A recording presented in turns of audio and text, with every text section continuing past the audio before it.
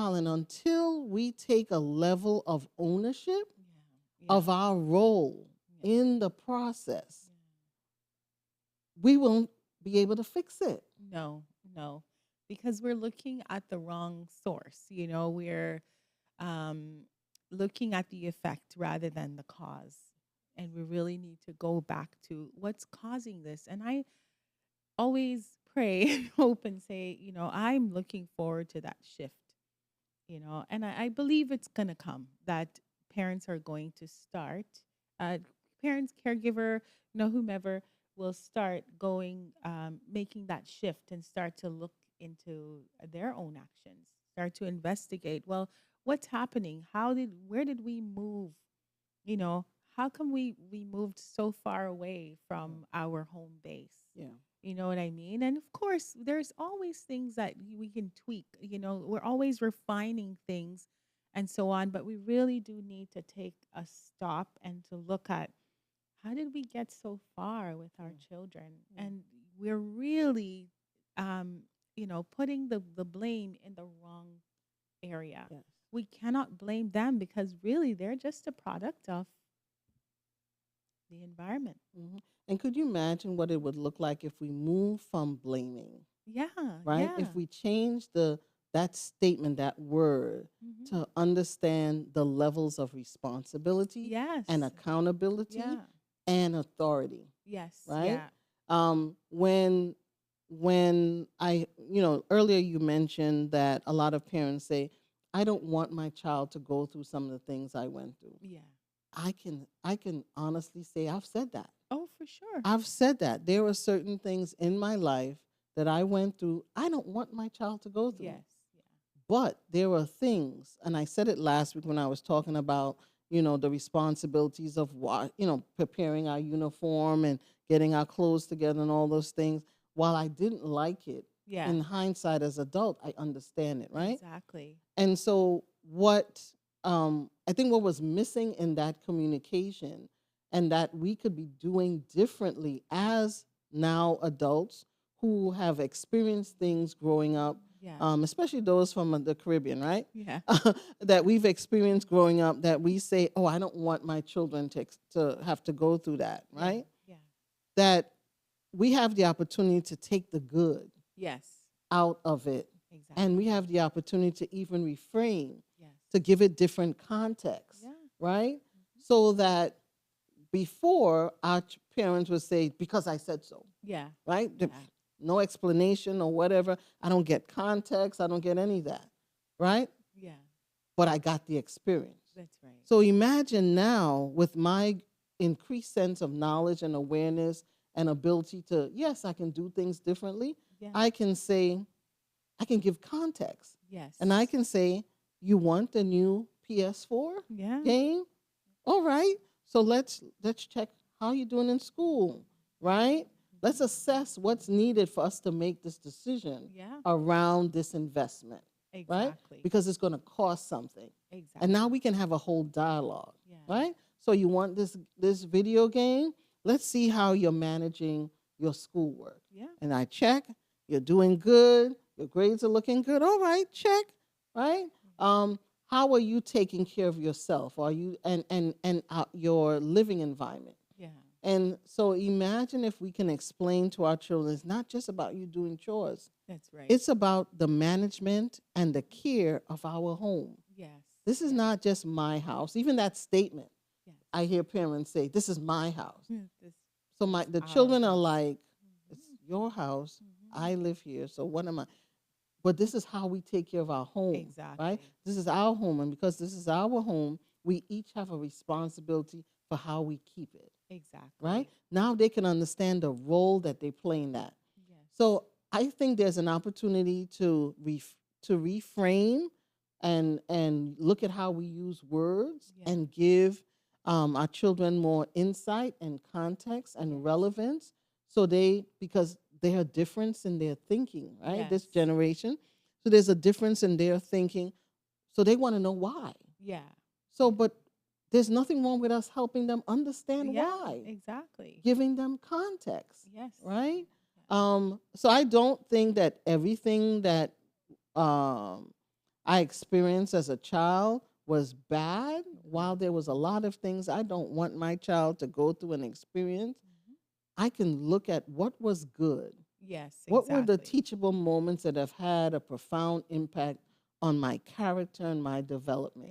And Exactly. even if it wasn't good, was there a purpose behind it that I can pull out to say, this is how I can do this differently with my child, as opposed to saying, I'm just not Not going to gonna do do it. anything. That's right. I agree with you completely.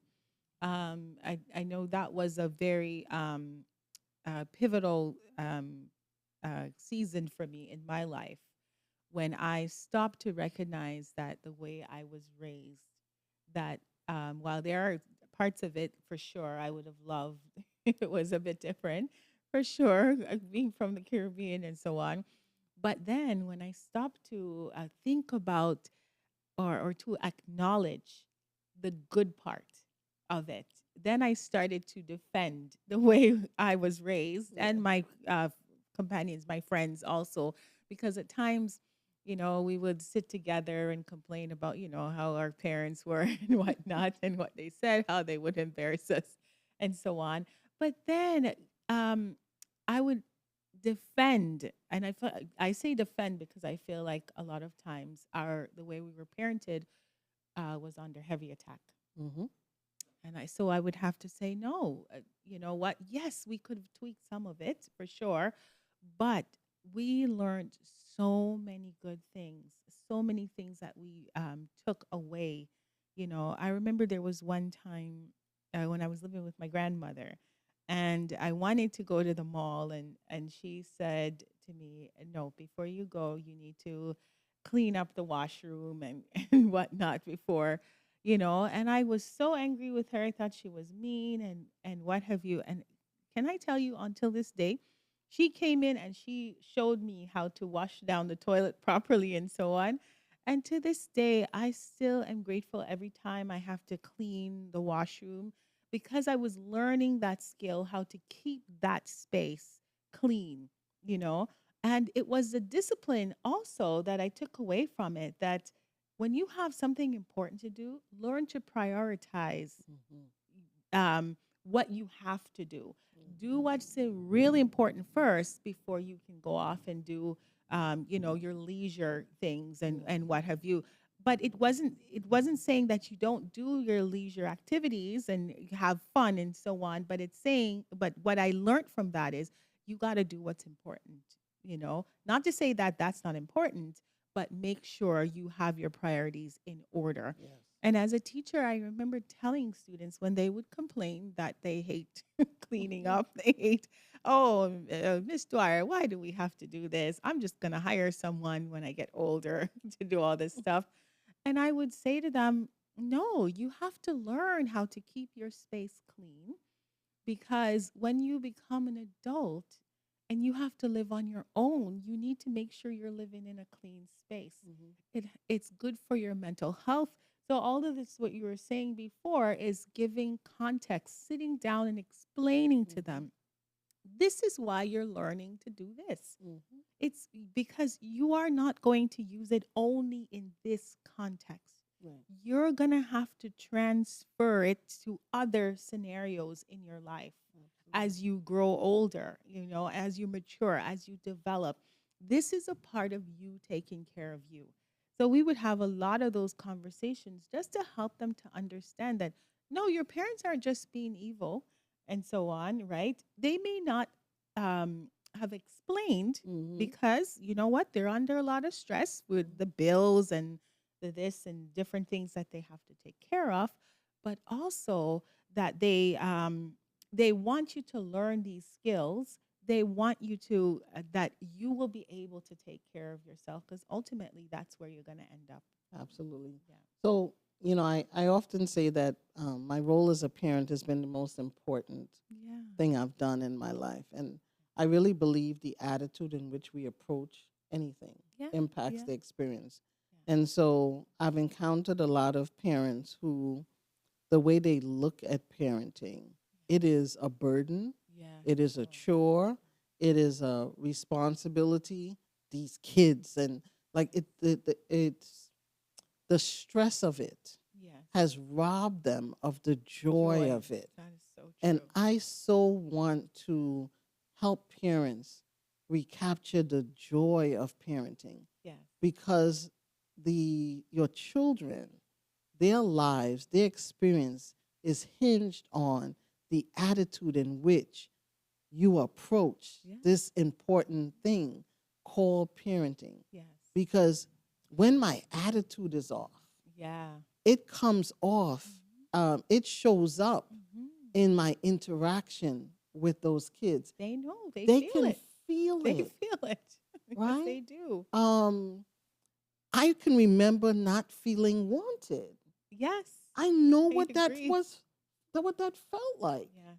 Um, or the pressures of whatever was going on, how that translated to me, to even today, Yes. how sometimes those emotions Yes. from that shows up Exactly. for me Yes. now. And just imagine a child who does not have adult lens to be able to see that and to say, you know what, it's not that they don't want me, it's that they're going through these different things and whatnot. But yes, I agree with you. We really do have to be mindful with how we are, speaking without speaking, Yes, like how our actions, they're speaking very very loudly to our children, that absolutely. they're, you're not wanted. They're interpreting it in Yeah, that way. You may yeah, not want to say that, that's not what you mean, but children can interpret those things, absolutely. you know. And so checking our tone, our posture, Yeah. our attitude.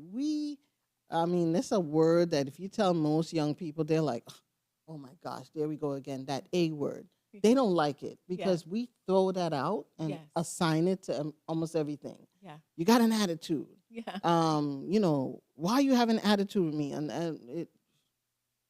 Well, you said something, Yeah. and what you said bothered me. Yeah. And so now I'm upset Yes. because of the words you just said to me. Yes.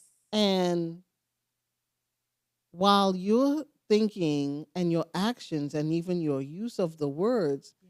may have been, in many times, out of anger, Yes. Yeah. out of frustration, and out of not harnessing teachable moments, Yes. right? Yeah. Because I may have done something and you are in every right to be angry with me, Yeah. right? Exactly. To be disappointed, right? Exactly. But the manner in which you translate that to me Yeah. is a critical opportunity for it to be a moment that I learn Yes. and I grow and I develop, or it could be an opportunity that I feel even more deflated and Yeah. defeated, Yes. and my self esteem could sink a little lower Yeah. because of how you communicate with me. Absolutely. Absolutely. As you were saying that just now, I was thinking of when I was doing kindergarten music. And we had a little girl, and I remember the first when she walked in, it was in the morning. She walked through that door and just burst into tears. And, we thought she was hurt outside playing or whatnot. And she says, "Oh, daddy hurt my feelings. He hurt my feelings." She was 4 years old. And I remember how profound it was for me because I'm like, wait a minute. You know, I think the father had to rush, or something had happened, and he was, a little rough with her and whatnot. But she interpreted that as him being mean. And it was so stressful to her that the moment she walked through the door, she just broke down into tears. And I remember thinking to myself as an adult how important it is that, yes, we do have these expectations. Like, for example, you got to hurry up and whatnot. But the communication is so critical that we are communicating to children, and not forget that they have feelings. Yeah. They may not have the vocabulary to say what those feelings are, but they have feelings, and we have to somehow Wendy, connect with them. we'll say that. Yes. But you know what it was like growing up in the islands. We had no feeling. Exactly. No, we had no feelings. we had no feelings. The word choices, Yeah. the behavior, the action, the sentiments that those adults, our parents, our caregivers, those who were looking out for us. Yeah. And I would believe in most cases, Yeah. that they had good intentions Absolutely. Absolutely. behind their communication. Yes.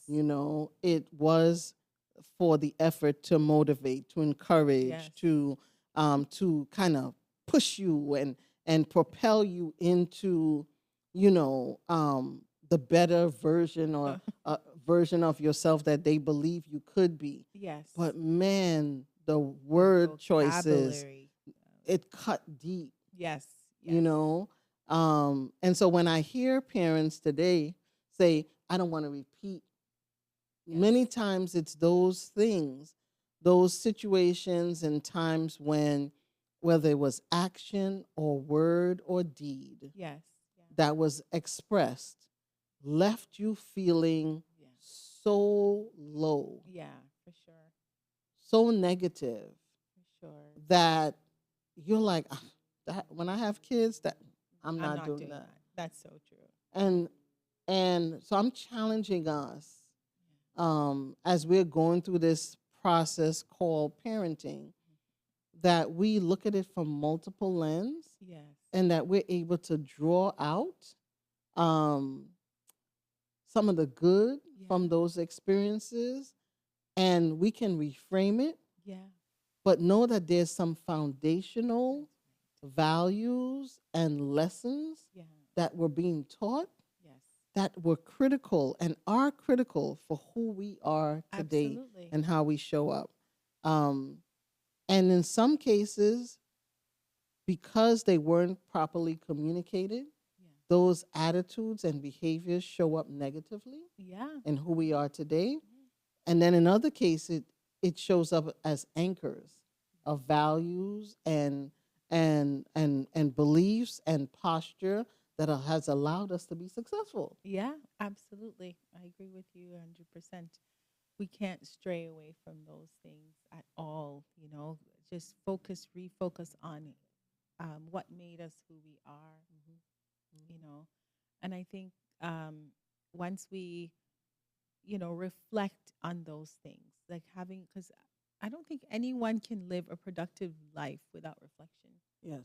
Just, just stop and reflect and go back and think, okay, what can I pull from that scenario? Mhm.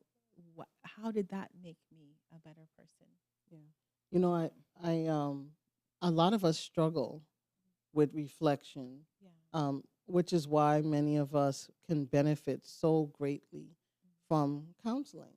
Yes. Yes. Yes. Having that objective person who helps you process and think and really begin to, um, uh, dissect Yeah. your experiences Yes. for to allow you to see it through a different lens. That's right. Because otherwise, many times I'm seeing it through my lens of my anger, Yeah. through my lens of the pain, the hurt, the disappointment, um, and the trauma Yeah, for sure. of the experiences.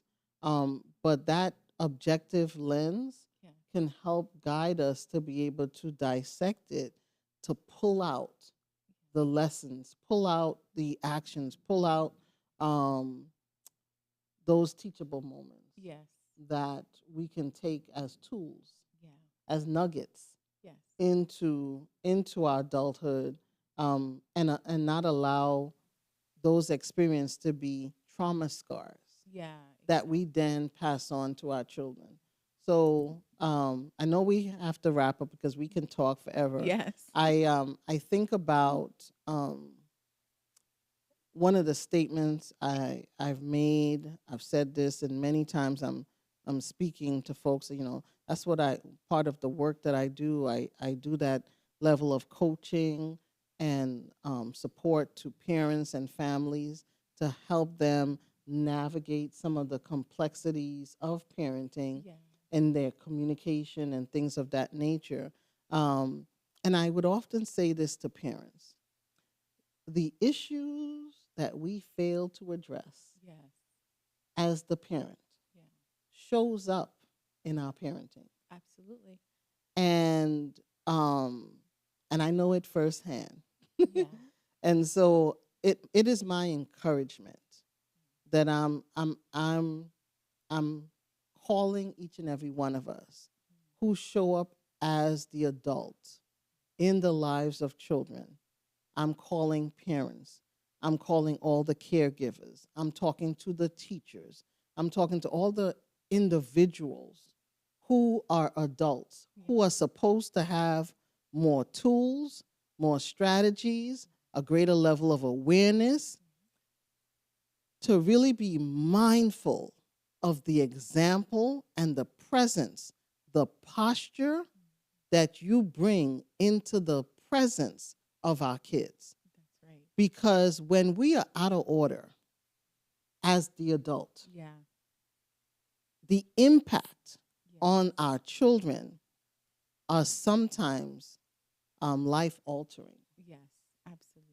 And I would also challenge us, before we are so heavy handed to judge the behavior of our children and label them as bad. The behavior is bad. Yeah. It may not be the child is Exactly. bad. And we have the opportunity to influence, Yeah. to guide, to coach, to teach, to redirect, to bring context and understanding, to help cultivate a behavior that is more conducive to being a positive member of society. We have we have the ability to do that. Yeah, we do. You We know, absolutely do. so I'm calling us to reclaim the torch of responsibility, Yeah. because to many parents, and I understand it, they feel so disempowered by systems Yeah. that have made them feel like they have no voice Yes. in That's guiding true. and directing their child's development, Yeah. but yet they're being held accountable, Absolutely. Yeah. right? Very And strong point. I want us to, I want to help our parents to reclaim the torch of responsibility and accountability in their homes, Yeah. to um, to recognize that they are the individuals who set the environment, Yeah. the conditions that in your household. Yes, you are the CEO. Yes. Yeah. Yeah. You are the chief operating Yeah. officer in your household, Yes. and you have the opportunity to create the condition that can support the positive development for your children, to create a space of peace Yes.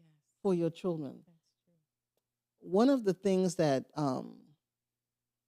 I hold on to after my 30 plus years of working with youth and families is a message that the kids, now young people, would say to me. Yeah. And they would say, Miss Arlene, home is not a safe place. Home is not a place that they see joy. It is a place where there's a lot of tension, contention, and they don't even feel safe to express who they are, their Yeah. thoughts, their beliefs. And so they are lots of time a lot of things is bottled in. Yeah. They don't feel the safety to express their emotions Yeah. because their emotions are not valued. Yeah. And so I'm just calling for us Yes. as we try to wrap up this conversation, because Yes. Wendy and I can talk forever, to really think about how we are posturing ourselves as parents, as adults, as caregivers, as teachers, wherever we are interacting with children, Yeah. how we can be stronger examples, how Yes. we can be greater teachers. Mhm. The title teacher is not just a professional that's in the classroom. No. Parents, we carry the title of teacher, mentor, motivator, encourager, coach, counselor. We are we are the doctor in the house, right? Yeah. Yeah. We carry all those titles, and I know the weight of it can be heavy. I understand that.